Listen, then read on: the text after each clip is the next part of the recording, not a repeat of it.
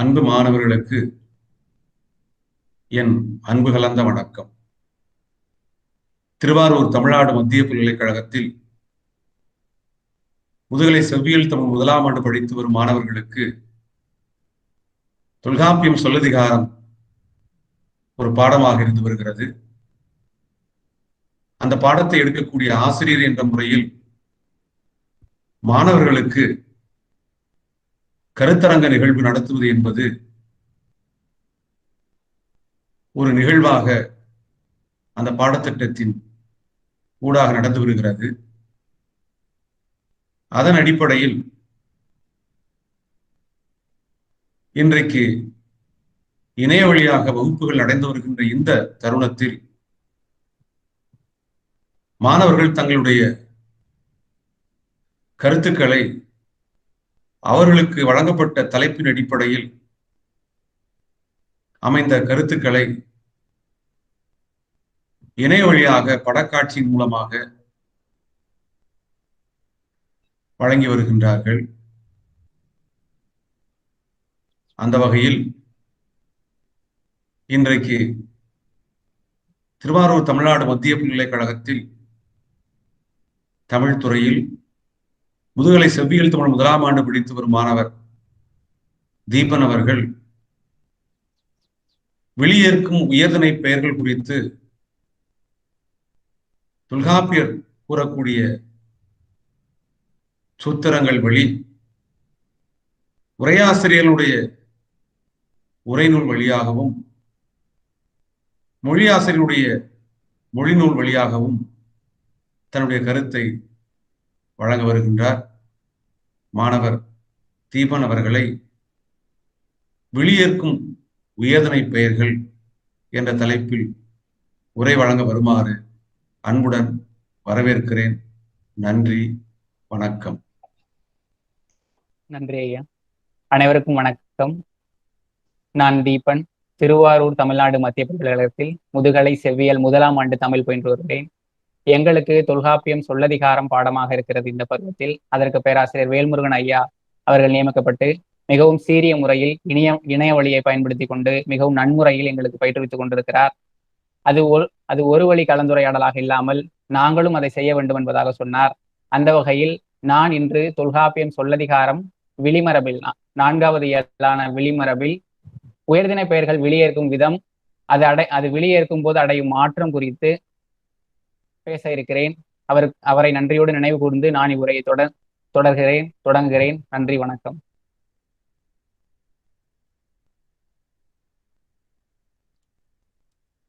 தொல்காப்பியம் சொல்லதிகாரம் விளிமரபு. விளி வேற்றுமையை எவ்வாறு அறிந்து கொள்வது? வேற்றுமைகள் மொத்தம் 8.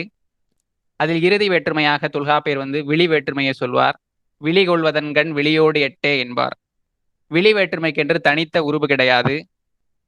சரி, அந்த தனித்த உருபு கிடையாது. அப்போது விளி ஒரு சொல்லில் விளி எவ்வாறு வந்திருக்கிறது, அதை எப்படி அறிந்து கொள்வது என்பது குறித்து தொல்காப்பியர் முதல் நூற்பாவில் சொல்கிறார். விளி எனப்படுவ கொள்ளும் பெயரோடு தெளிய தோன்றும் இயற்கையை என்ப என்று சொல்கிறார். அதாவது விளி என்று சொல்லப்படுவது கொள்ளும் பெயரோடு ஒரு சொல், அது வெளியேற்கும் போது தெளிய தோன்றும் இயற்கை என்ப, அது இயற்கையாகவே அந்த பெயருடைய ஈரானது விளியை ஏற்று வரும். அதை நமக்கு இயல்பாகவே தெரியும், இயற்கையாகவே தெரியும் என்று சொல்கிறார். விளி எனப்படுவ கொள்ளும் பெயரோடு தெளிய தோன்றும் இயற்கை என்ப என்று சொல்கிறார்.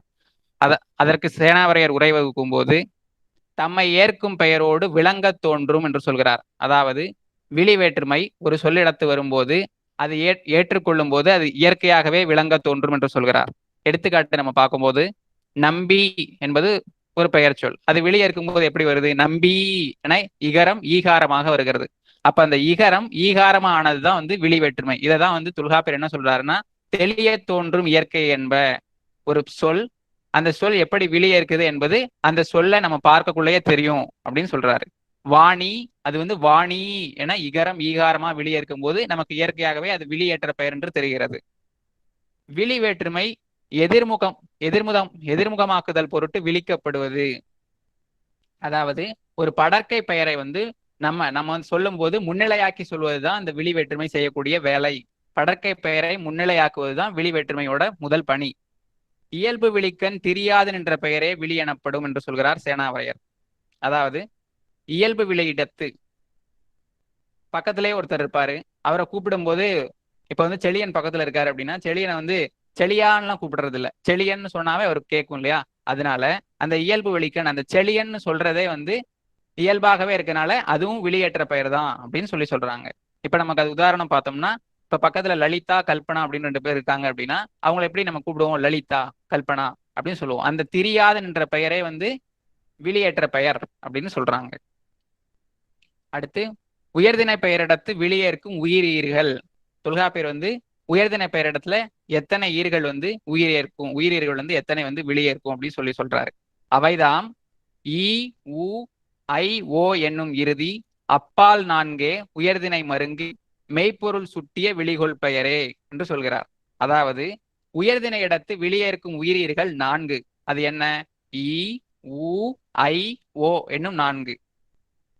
அதே நேரத்துல அகிரிணை பெயர்கள் வந்து ஆகு பெயராக உயர்திணை இடத்து வரும்போதும் விரவு பெயர்கள் உயர்திணை இடத்து வரும்போதும் அவை உயர்திணை பெயராகவே கொள்ளப்படும். இப்ப எடுத்துக்காட்டாக முத்து என்பது ஒரு அகிரிணை பெயர். அந்த அகிரிணை பெயர் ஆகு பெயராய் உயர்திணை எடுத்து வரும்போது என்ன ஆகும் அப்படின்னா அது வந்து உயர்திணையாகவே கொள்ளப்பட்டு உகரம் ஏகாரமா ஆகி வெளியேற்கும். ஆக முத்து என்பது அகிரிணை பெயர், அது ஆகு பெயராய் உயர்திணை எடுத்து வரும்போது அந்த உகரம் ஏகாரமாக மாறி முத்தே என்று வெளியேற்கும். இன்னொரு எடுத்துக்காட்டு பார்த்தோம் அப்படின்னா சுடர்தொடி கேளாய். இதுல சுடர்தொடி அப்படிங்கிறது அகிரிணை பெயர். அது வந்து சுடரை உடைய சுடரான தொடியை உடையவள், தொடின வளையல்.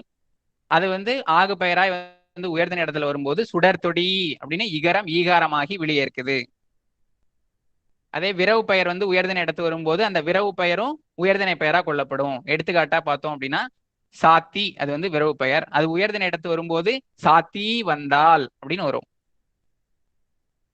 அடுத்து உயர்திணை பெயர்கள் விழி ஏற்கும் போது அடையும் மாற்றங்களை 2ஆ சொல்லலாம். ஒன்னு இயல்பாதல், இன்னொன்னு திரிதல். இயல்பாதல் என்ன அப்படின்னா அண்மை விழி இடத்து இயல்பாதல். அதாவது பக்கத்திலேயே இருக்கும்போது அந்த அதான் அண்மை விழி சேய்மை விழின்னு சொல்லுவாங்க. சேய்மைனா தூரத்தில் இருக்கவங்களை விழித்து சொல்வது, அண்மை விழினா பக்கத்தில் இருக்கவங்களே விழிப்பது. அந்த அண்மை விழி இடத்து இயல்பாகும் என்று சொல்கிறார் தொல்காப்பியர். அதாவது எப்படி வரும்? நம்பி என்பது பக்கத்திலே இருப்பாரு நம்பி, அவரை கூப்பிடும்போது நம்பி, கோ, மீனாட்சி, குழலி, மணிமாறன் அப்படின்னு அண்மை விழி இடத்துல இயல்பாகவே வரும். அப்ப 2வது வகை என்ன? திரிதல். அது 3 வகை. அது என்னன்னு பாத்தீங்கன்னா ஈறு திரிதல், ஈற்றயல் நீடல், பிரிது வந்தடைதல் என 3. ஈறு திரிதல்னா என்ன? ஈறுனா இறுதி, அது வந்து திரியணும். அப்ப எடுத்துக்காட்டு செழியன், அதுல இருக்கக்கூடிய நகரம் கெடுது, அப்ப செழியா என்று ஆகுது. பாலன் பாலா என்று ஆகுது. ஈற்றயல் நீடல்னா என்ன? சோழன், அது வந்து ஈற்றயல்னா ஈற்றுக்கு முந்தைய எழுத்து, அப்ப சோழன் என்பது ஏற்கனவே சொன்ன மாதிரி ஈறு திரிந்து சோழா சோழ அப்படின்னு ஆகுது. ஈற்று அயலாக லகரம் லா லா என்றாகி சோழா என்று ஆகுது. பிரிது வந்தடைதல்னா என்ன? நங்கை, அதுல ஐகாரம் இருக்கு, அந்த ஐகாரம் போயிட்டு பிரிது வந்து அமையுது, அது என்ன? நங்காய் என ஆய் வந்து அமையுது. தந்தை, ஐகாரம் போயிட்டு தந்தாய் அப்படின்னு வந்து அமையுது. அடுத்து ஈ ஈயாதல், ஐ ஆயாதல். தொல்காப்பியர் என்ன சொல்றாரு அப்படின்னா இப்ப 4 உயிரீர்கள் பார்த்தோம். அது என்னென்ன அப்படின்னா இ உ ஐ ஓ என்னும் 4 பார்த்தோம். இந்த ஈறுகள் தான் வந்து உயர்திணை பெயரிடத்துல விழியேற்கும் அப்படின்னு பார்த்தோம். இது ஒண்ணு விழியேற்கும் போது எவ்வகையிலான மாற்றங்கள்லாம் அடையுது அப்படின்னு சொல்லிட்டு தொல்காப்பியர் விளக்குவாரு. என்ன சொல்றாரு? அவற்றுள் ஈ ஈயாகும், ஐ ஆயாகும் அப்படின்னு சொல்றாரு. அப்ப உயர்திணை பெயர்கள் இறுதி ஈராக இகரம் வந்தா அந்த இகரம் ஈகாரமாக விழியேற்கும், ஐகாரம் வந்தா அந்த ஐகாரம் ஆய் என்றாகி விழியேற்கும் அப்படின்னு சொல்றாரு. எடுத்துக்காட்டு பார்த்தா தெரியும். நம்பி என்பது இகர ஈறு உயர்திணை பெயர், அது விழியேற்கும் போது எப்படி ஆகுது? நம்பி என இகரம் ஈகாரம் ஆகுது. அதே போல நங்கை, அது ஐகார ஈற்று உயர்திணை பெயர், அது விழியேற்கும் போது நங்காய் என்று ஆகுது. அடுத்து இருக்கக்கூடியது ஓகாரமும் உகரமும். இது எப்படி ஆகும் அப்படின்னா ஏ என்றாகும், நெடில் ஏ என்றாகும். ஓவும் உவும் ஏயோடு சிவனும் அப்படின்றாரு. அதாவது உயர்திணை பெயரோட ஈறு ஓவாகவும் ஊவாகவும் இருந்தால் அது விழியேற்கும் காலை ஏ என்றாகும் என்று சொல்கிறார் தொல்காப்பியர். அப்ப எடுத்துக்காட்டு பார்த்தோம் அப்படின்னா கோ, இது ஓகார ஈற்று உயர்திணை பெயர், அது வந்து விழியேற்கும் காலை எப்படி வருது? கோவே என ஏகாரம் பெற்றாகுது. அததான் சொல்றாரு ஓவும் ஊவும் ஏயோடு சிவனும். அடுத்து வேந்து, அது உகரம். உகரையிற்று உயர்திணை பெயர். அது விழி இருக்கும்போது வேந்தே என ஏகாரம் பெற்று வருது. அடுத்து ஒண்ணு சொல்றாரு. அது என்னன்னா, உகரந்தானே குற்றியல் உகரம் அப்படிங்கிறாரு. ஓகாரமும் உகரமும் ஏ என்றாகும். நான் சொல்லக்கூடிய உகரம் என்னப்பா அப்படின்னு கேட்டா, அது குற்றியல் உகரமா இருக்கணும். அந்த குற்றியல் உகரம் தான் உயர்திணை இடத்துல ஏகாரம் பெற்று வெளியே இருக்கும் அப்படின்னு சொல்றாரு. அதுக்கு எடுத்துக்காட்டா பார்த்தோம் அப்படின்னா, பட்டு. இது எப்படி வெளியே இருக்குது? பட்டே என்றாகி விழிக்குது. இது வன்தொடர் குற்றியல் உகரம்னு படிச்சிருக்கோம் இல்லையா? அந்த பட்டு அது உகரம், குற்றியலுகரம். அது வெளியே இருக்கும்போது பட்டே என்றாகுது. ஏற்கனவே மேல பார்த்த எடுத்துக்காட்டு வேந்து அப்படிங்கிறதும் மென்தொடர் குற்றியலுகரம் தான். அது வெளியே இருக்கும்போது வேந்தே என்றாகுது. அடுத்து ஏனை உயிரீர்கள் விழிகொள்ளா, சிறுபான்மை விழிகொள்ளும். தொல்காப்பியர் வரையறுத்து சொல்லிட்டாரு. என்ன சொன்னாரு அப்படின்னா, அவைதாம் ஈ உ ஐ ஓ என்னும் இறுதி அப்பால் நான்கே உயர்திணை மருங்கின் மெய்ப்பொருள் சுட்டிய விழிகொள் பெயரே அப்படின்னு சொல்லிட்டாரு. உயர்திணை இடத்துல 4 ஈர்கள் தான்ப்பா விழி ஏற்கும்னு சொல்லிட்டாரு. பிறகு ஏன் ஏனை உயிரியர்கள் விழிகொள்ளா அப்படின்னு சொல்றாரு அப்படின்னா, சேனாவரையருக்கு உரை என்ன சொல்றாருன்னா, ஏனை உயிரியர்கள் விழிகொள்ளா அப்படின்னு சொல்றனால அந்த 4 உயிரியர்களை தவிர்த்து ஏனைய உயிரியர்கள் சிலவும் விழிகொள்ளும் அப்படின்னு சொல்றாரு. அதுக்கு எடுத்துக்காட்டு பார்த்தோம் அப்படின்னா, கனி அது கனியே என்றாகி வெளியேற்கும். கரி கரியே என்றாகி வெளியேற்கும். திருவே என்றாகி வெளியேற்கும். இங்க இருக்கக்கூடிய கனி அவர்தான் இகரம் வெளியேற்கும்னு சொல்லிட்டாருல. மறுபடியும் ஏன் எடுத்துக்காட்டு கனின்னு எழுதியிருக்கீங்க அப்படின்னா, இகரம் ஈகாரமாக தான் வெளியேற்கும். அப்ப கனி கனின்னு தான் இருக்கணும். ஆனா அப்படி இல்லாம கனி என்பது கனியே என ஏகாரம் பெற்று வெளியே இருக்குது. அதனால இதையும் எழுதணும். அடுத்து கரி என்பது கரியே என ஏகாரம் பெற்று வெளியே இருக்குது. திரு என்பது முற்றியலுகரம். தொல்காப்பியர் குற்றியலுகரம் தான் ஏகாரம் பெற்று வெளியே இருக்கும்னு சொன்னாரு. ஆனா இங்க திரு என்பது திருவே என ஏகாரம் பெற்றும் வெளியே இருக்குது. அடுத்து சொல்லுவான் குறிப்பு வகையாலும் விழிகொள்வதுண்டு. ஒரு நபர் ஒன்றை சொல்கிறார் என்றால் அவர் குறிப்பாக சொல்லும் போது அவர் விழி ஏற்காத ஈர்களையும் விழி ஏற்பது போல சொல்வாரு. எடுத்துக்காட்டு பார்த்தோம்னா, மக அது அகரையிற்று உயிரீறு உயர்திணை. அது வெளியேற்கும் போது அது ஏற்காது. ஆனா ஏனை உயிரீர்கள் விழிகொள்ளா அப்படின்னு சொல்றனால விழிகொள்ளும் உயிரீர்களும் இருக்கு அப்படிங்கிறதுக்காக மக அப்படிங்கிறது மகவே என ஏகாரம் பெற்று வெளியேற்குது. அடுத்து உயிரீறு உயர்திணை பெயர்கள் அளபடை இடத்து விழிகொள்ளுதல். அளபடை இடத்து செய்யுள்ளதான் அளபடை வரும். அது அளபடை இடத்து வரும்போது எப்படி வெளியேற்கும் அப்படின்னு கேட்டோம் அப்படின்னா, அளபடை மிகவும் இகர இருபெயர் இயற்கையவாகும் செயற்கை என்ப அப்படின்றாரு. ஆக அளபடை மிகவும் அப்ப அளபடை பெயர்கள் என்ன ஆகும்? இகரையிற்று அளபடை பெயர் உயர்திணை இடத்துல விழி ஏற்கும் போது அளபடை மிகவும் அப்ப தோழி அப்படிங்கிறது தோழி என்றாகும். அது இயற்கையாதல். ஆக இகரம் ஈகாரம் ஆகல. அங்க என்ன ஆகுது? இயற்கையா அப்படியேதான் வருது. ஆனா என்ன செயற்கையா இருக்கு? அந்த அளபடை மிகுந்து இருக்கு. அதுதான் இயற்கையவாகும் செயற்கை என்ப. இயற்கைனா என்னன்னா அந்த இகரம் ஈகாரம் ஆகல, இயல்பாகவே இருக்கு. செயற்கைனா என்ன அப்படின்னா அந்த அளபடை மிகுந்திருக்கு. அப்ப அளபடை மிகவும் இகர இருபெயர் இயற்கையவாகும் செயற்கை என்ப. தோழி என்பது தோழி என அளபடை நீண்டிருக்கிறது. அடுத்து முறைப்பெயரிடத்து ஐ ஆ ஆதல். முறைப்பெயர் மருங்கின் ஐயன் இறுதி ஆவோடு வருதற்கு உரியவும் உளவே என்று தொல்காப்பியர் சொல்றாரு. அதாவது அன்னை என்பதுல ஐகாரம் வந்திருக்கு. அப்ப ஏற்கனவே சொன்னது போல ஐகாரம் வந்தா என்ன ஆகணும்? ஆய் என்று ஆகணும். ஆனா இங்க என்ன ஆகுது? இது முறைப்பெயர். அன்னை என்பது முறைப்பெயர். அது விழி ஏற்கும் போது ஆ என்ற ஆதலும் உரித்து அப்படின்னு சொல்றாரு. அப்ப அன்னை என்பது அண்ணா என்றாகுது. அத்தை என்பது அத்தா என்றாகுது. சேனவரையர் சொல்லுவாரு, அன்னை என்பது அண்ணாய் தான் வரணும். ஆனா அண்ணா அந்த அண்ணாயிலிருந்து திரிபோடி வந்தா அண்ணா என்பது. அப்ப ஆகா ஆ என்று ஐ ஆ என்றாகியும் வெளியேற்கலாம் அப்படின்னு சொல்றாங்க. அடுத்து 4 ஈர்களும் அண்மை இடத்து இயற்கையாதல். அண்மை இடத்துல எப்படி இந்த 4 ஈர்களும் வெளியேற்கும் அப்படின்னு சொல்றாங்க. என்ன அப்படின்னா அந்த 4 ஈர்களும் தெரியும். இ உ ஐ ஓ என்பன.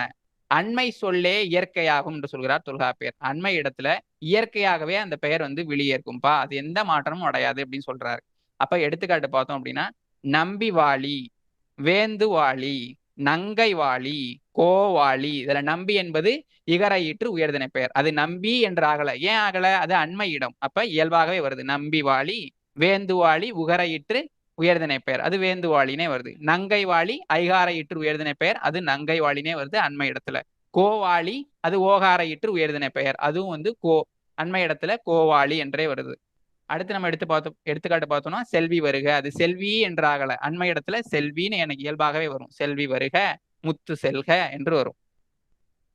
அடுத்து உயர்தினிடத்து விழிகொள்ளும் மெய்யீறுகள். இனி வரைக்கும் பார்த்தது உயிரீறுகள் வெளியேற்கும் முறை பார்த்தோம். இப்ப பார்க்க போறது உயர்தினிடத்துல விழிகொள்ளும் மெய்யீறுகள் எத்தனை, அதை எப்படியெல்லாம் வெளியேற்கும் என்பது குறித்து பார்க்க போறோம். நர லல என்னும் அந்நான்கு என்ப புள்ளி இறுதி விழிகோள் பெயரே என்று தொல்காப்பியர் சொல்றாரு. அப்ப மெய்யீறுகள்ல உயர்தினை எடுத்து வரும்போது எத்தனை ஈறுகள் வெளியேற்கும் அப்படின்னா 4 ஈறுகள் தான். அது என்ன? இன், இர், இல், இல். அததான் நர லல என்னும் அந்நான்கு என்ப அப்படின்னு சொல்றாரு. புள்ளி இறுதி விழிகோள் பெயரே. உயர்தினை இடத்துல இந்த புள்ளிகள் இறுதியாக வந்தால் அவை எப்படிலாம் வெளியேற்கும், அந்த ஈறுகள் மட்டும்தான் வெளியேற்கும் அப்படின்னு சொல்றாரு. அது எப்படியெல்லாம் வெளியேற்கும் அப்படின்னு கொடுத்து இந்த மாதிரி சொல்லுவாரு. ஏனை புள்ளி ஈறு விழிகொள்ளா.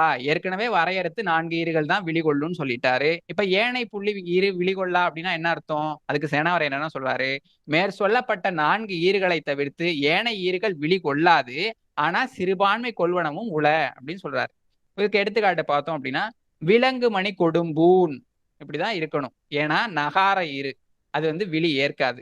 ஆனா இது செய்யுள் இடத்துல எப்படி வருது? விலங்கு மணி கொடும்பூனாய் என வருது. அப்ப ஆய் அமைந்து விழி ஏற்குது.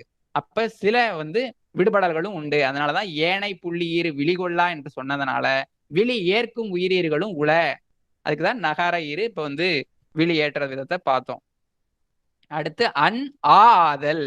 இனிமே ஒண்ணு ஒண்ணா இப்ப எப்ப எப்படி அந்த உயர்திணையில உயிரீறுகள் பார்த்தோமோ இப்ப மெய்யீறுகளும் ஒண்ணு எப்படி விழி ஏற்குது அப்படின்னு பார்க்க போறோம். இப்ப முதல்ல நகர ஈரை எடுத்துக்கிறாரு. அது அன் ஆ ஆகுது அப்படின்னு சொல்றாரு.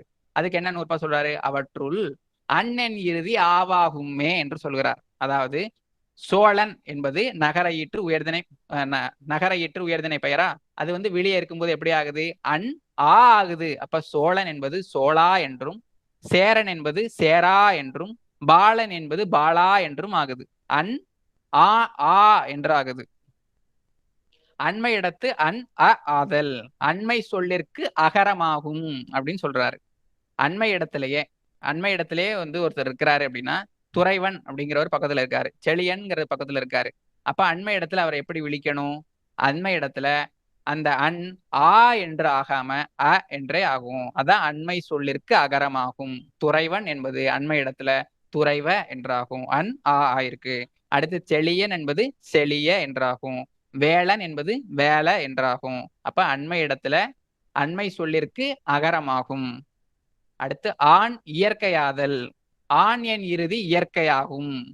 இப்ப இது வரைக்கும் பார்த்தது அன் ஆ ஆகுன்னு பார்த்தோம், அன் அ ஆகுன்னு பார்த்தோம் அண்மை இடத்துல. இப்ப ஆண் ஈற்று பெயர் உயர்திணை பெயர் பார்க்கிறோம். அது எப்படி வரும்னா இயற்கையாகவும். அதான் ஆணன் இறுதி இயற்கையாகும் அப்படின்னு சொல்றாரு. எடுத்துக்காட்டு சேரமான். இதுல ஆண் தானே இறுதி. அது இயல்பாகவே எப்படி வரும்? இயற்கையாகவே வரும். சேரமான் அப்படின்னே வெளியே இருக்கும். மலையமான் அப்படின்னே வெளியே இருக்கும். கங்கை கொண்டான் அப்படின்னே வெளியே இருக்கும். கடாரம் கொண்டான் அப்படின்னே வெளியே இருக்கும். அடுத்து வினையால் சுட்டுங்காலை ஆண் ஆய் என்றாகும். அதுக்கு தொல்காப்பியர் என்ன நூற்பா சொல்றாருன்னா, தொழிலில் கூறும் ஆண் என் இறுதி ஆயாகுமே விழிவையினான அப்படின்றாரு. ஒருத்தரை நம்ம வினையால சுட்டுறோம், சரிங்களா? அப்ப அந்த வினையால சுட்டும் போது இப்ப வந்தான் அப்படின்னு சொல்றோம். அது சங்க இலக்கியத்துல வந்தான் என்பது வினையாள பெயரா இருந்திருக்கும். இப்ப நம்ம வந்தவன் சொல்றோம். அப்ப வந்தான் என்பது வினையால நம்ம ஒருத்தரை சுட்டுறோம். அந்த ஆண் ஈற்று அந்த உயர்திணை பெயர் அது எப்படி வெளியே இருக்கும் அப்படின்னா ஆய் என்றாகி வெளியே இருக்கும் அப்படிங்கிறாரு. அதனாலதான் தொழிலில் கூறும் ஆணின் இறுதி அப்படிங்கிறாரு. தொழிலால நம்ம ஒருத்தரை கூறுறோம். தொழிலில் கூறும் ஆணின் இறுதி ஆயாகுமே விழிவையினான அப்படின்னு சொல்றாரு. அப்ப வந்தான் என்பது வந்தாய் என்று ஆகும். ஆண் ஆயாகுது. என்ன காரணம்? அது தொழிலில் கூறும் பெயர். வரைந்தான் என்பது வரைந்தாய் என்றாகும். போனான் என்பது போனாய் என்றாகும். அடுத்து பண்புகள் பெயரிடத்தும் ஆண் ஆயாதல். இப்ப பார்த்தது தொழிலால் ஒருத்தரை கூறும்போது ஆண் என்பது ஆ என்றாகும் பார்த்தோம். இப்ப அதே இது பண்புகள் பெயரிடத்திலையும் ஆண் என்பது ஆய்ந்தான் ஆகும் அப்படின்றாரு தொல்காப்பியர். அதுக்கு நூற்பா என்ன சொல்றாரு? பண்புகள் பெயரும் அதனோரற்றேன்னு சொல்றாரு. அதனோரற்றேனா எதனோரற்றே? ஆண் என்பது ஆயாகும், அவ்வளவுதான். எடுத்துக்காட்டு கரியான், இது பண்பு பெயர். அது கரியாய் என்று ஆகும். செய்யான், இது செய்யாய் என்று ஆகும். ஆண் ஈற்று அளபடை பெயர்கள் அது இயல்பாகும் அப்படின்னு சொல்றாரு. என்ன சொல்றாரு நூற்பா? அளபடை பெயரே அளபடை இயலன்னு சொல்றாரு. அப்ப அளபடை இயலனா என்ன? இயற்கையவாகும் செயற்கை என்ப. இயற்கையாதல்னா என்ன? உலான் என்பது இப்ப எப்படி உலான்ங்கிறது ஆண் ஈற்றா, அது எப்படி ஆகணும்? உலாய் அப்படின்னு ஆகணும். ஆனா என்ன ஆகுது, உலான் என்பது இயற்கையாகவே வருது. ஆனா என்ன செயற்கையா இருக்கு, உலான் என்பது அளபடை நீண்டு இருக்கு. அப்ப உலான் என்பது உலான் என அளபடை நீண்டு வருது. அதான் அளபடை மிகும் அப்படிம்பாரு அங்கே. கிளான் என்பது கிளான் என அளபடை நீண்டு இயற்கையவாகும் செயற்கை என்ப அப்படின்னு வருது. அடுத்து முறைப்பெயரிடத்து அன் ஏ ஆதல், முறைப்பெயர் கிளவி ஏயோடு வருமே அப்படிங்கிறாரு. இப்ப இன்ன வரைக்கும் பார்த்ததெல்லாம் அன் பார்த்தோம். ஆனா அது முறைப்பெயர் இல்லை. இப்போ வந்து முறைப்பெயர் இடத்துல அந்த அன் எப்படி ஆகுது, ஏ என்று ஆகுது. மகன் என்பது முறைப்பெயர், அன் ஈற்று முறைப்பெயர் அல்லவா. அது எப்படி வருது அப்படின்னா, மகன் என்பது ஏகாரம் பெற்று மகனே என்றாகுது. மருமகன் என்பது மருமகனே என்றாகுது. அடுத்து ஆர் அர் ஈராதல், ஆரும் அர்ரும் ஈராகும். அதுக்கு நூற்பா என்ன சொல்றாரு, இனி வரைக்கும் பார்த்தது நகர இரு பார்த்தோம், இப்ப ரகர இரு பார்க்கிறோம். அதுல ஆரும் அர்ரும் ஈர் ஈர் என்றாகும். அதுக்கு தொல்காப்பியர் என்ன நூற்பா சொல்றாருன்னா, ஆரும் அருவும் ஈரோடு சிவனும், ஈரோடு பொருந்தும் அப்படின்றாரு. அப்ப ஆர் ஈற்று உயர்திணை பெயரும் அர் ஈற்று உயர்திணை பெயரும் விழி ஏற்கும் போது ஈர் என்றாகும் அப்படின்னு சொல்றாரு. அப்ப பார்ப்பார் என்பது ஆர் ஈற்று உயர்திணை பெயரா, அது விழி ஏற்கும் போது எப்படி ஆகுது, பார்ப்பீர் என்று ஆகுது. கூத்தர் அது வந்து கூத்தீர் என்று ஆகுது. அதான் ஆரும் அருவும் ஈரோடு சிவனும். கூத்தர் என்பது அரியற்று உயர்திணை பெயர், அது விழியேற்கும் காலை கூத்தீர் என்று ஈர் பெற்று வருகிறது. அடுத்து தொழிற்பெயரிடத்து ஏகாரம் வருதல். அங்க பார்த்தோமா, வந்தான் என்பது வந்தா என்றாகும் பார்த்தோமா. அதே போல இங்க தொழிற்பெயரிடத்து ஏகாரம் வருதலும் வழுக்கின்று என்மனார் வயங்கியோரே, ஏகாரம் வருதலும் உண்டுப்பா அப்படிங்கிறாரு. நம்ம வந்தார் என்பது வந்தீர் என்றுதான் ஆகணும். ஆனா என்ன சொல்றாரு, ஏகாரம் வருதலும் வழுக்கின்று என்மனார் அப்படிங்கிறாரு. அப்ப ஏகாரம் வந்தாலும் அது குற்றமாக கொல்லப்பட மாட்டாது அப்படின்னு சொல்றாரு. அப்ப வந்தார் என்பது வந்தீரே அப்படின்னு ஈரோட ஏகாரம் பெற்று வருதலும் உண்டு. சென்றார் என்பது சென்றீரே என வரும். சேனாவரையர் என்ன சொல்றாருன்னா, ஈர் வருதல் தான் பெரும்பான்மை அப்படிங்கிறார். ஏகாரம் வந்தாலும் குற்றம் இல்லை. பண்புகள் பெயரிடத்து ஆரும் அருவும் ஈர் ஏவோடு அதாவது பண்புகள் பெயரிடத்துல ஆரும் அருவும் ஈர்னும் ஆகும், ஏவோடும் வரும். பண்புகள் பெயரும் அதனோரற்றே. அப்ப கரியார் என்பது ரகார ஈற்று உயர்திணை பெயர், அது கரியீர் என்றும் வரும். கூடவே ஏகாரம் பெற்று கரியீரே என்றும் வரும். இளையர் என்பது அர் ஈற்று உயர்திணை பெயர், அது ஈர் என்றாகும். அப்ப இளையீர் என்று வரும். ஏகாரம் பெற்று இளையீரே என்றும் வரும். காரணம் இது பண்புகள் பெயர். ஆரும் அருவும் ஈர்னும் ஈரோடும் வரும், ஏவோடும் வரும். பண்புகள் பெயரும் அதனோரற்றே. ஆறு ஈற்று அளபடை பெயர் இயல்பாதல். இப்ப ரகார ஈற்று அளபடையில எப்படி வந்தா என்ன ஆகும் அப்படின்னு பார்க்க போறோம். அளபடை பெயரே அளபடை இயல, மறுபடியும் அதை தான் சொல்றாரு. அப்ப சிறார் என்பது அப்ப அதே போலதான் அளபடை மிகவும் இயற்கையவாகும் செயற்கை என்ப அப்படிம்பாரு. அப்ப சிறார் என்பது அளபடை மிகுது, அதான் வந்து அப்ப வந்து என்ன ஆகுது, சிறார் என்றாகுது. அப்ப இயற்கையா வருது.